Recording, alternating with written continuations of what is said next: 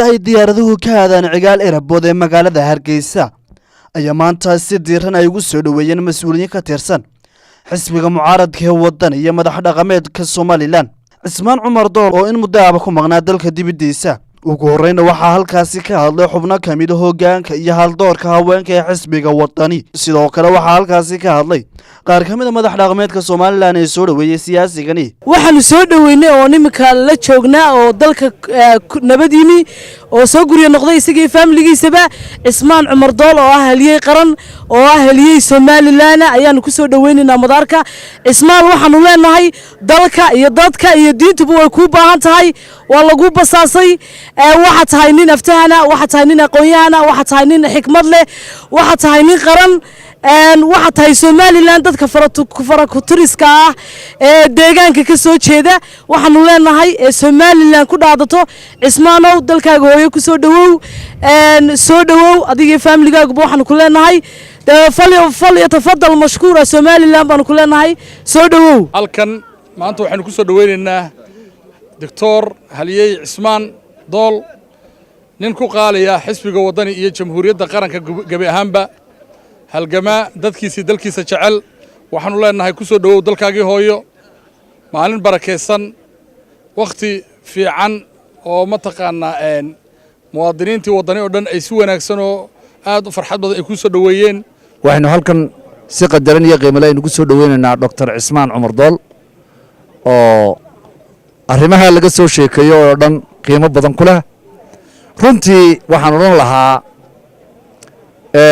maalin bixilka cid baa u joogta kursiguna cid gaarana uma suntana cidina ma iibsan waa xilal qaran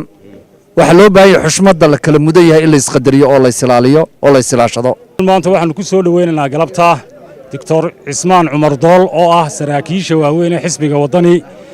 waxaan leenahay Cismaan soo dhawow. annagu haddaan nahay dhammaan taageerayaasha iyo waxa weeyaan hawlwadaanada xisbiga wadani iyo mas'uuliyiinta Cismaan wuxuu naga yaalaa wadnaha waxaanu leenahay ku soo dhawow dalkaaga hooyo adigoo faraxsan insha Allah waanad faraxsanaan doontaa waxaanu ilaahay kaaga baryaynaa 10kii dambe wax kastood ku faraxdo aakhiriya adduunka inuu ilaahay ku siiyo. gabagabadii waxaa madashani ka hadlay Cismaan Cumar Dool oo isagu ninka la soo dhaweynayo isla markaana weedho mahadnaqa ka soo jeediyay madashani.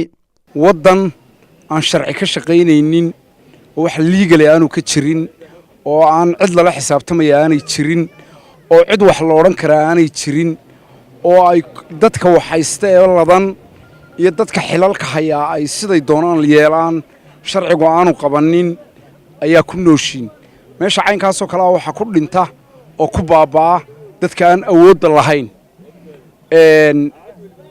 waxa weeyaan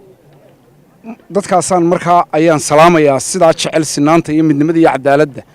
haddii aan u soo noqdo arrimaha aad ka hadasheen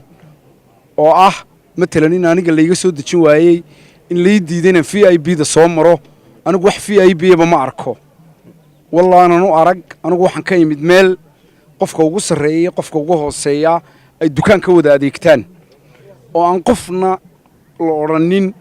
ninka dalka haysta iyo ninka wasiirka aan la oran waa hebel kayuga u baneeya ee kayuga uu bartaa uu kaga jiro uu kaga jirayo. Mubaarak Faad dhagacade TV-ga Saab Hargeysa.